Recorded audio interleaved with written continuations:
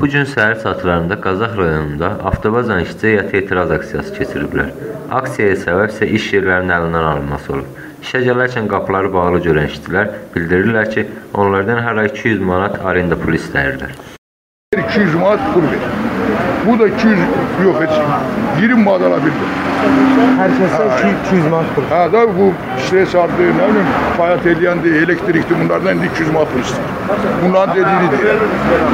İşçilər şikayət edərək bildiriblər ki, gündəlik 5 manat çörək pulu qazandığımız iş yerlərini bağlamaqları bir yana, səhmlərimizi də bizdən gizlədirlər.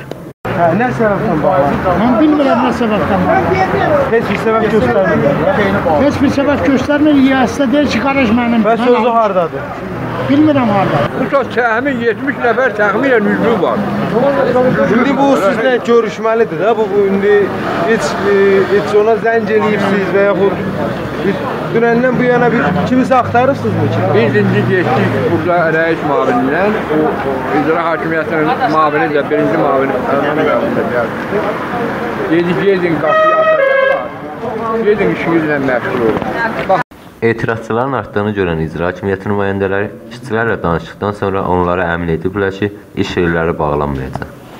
Nicat Əmraslanov, Azərlife saytı Qazax.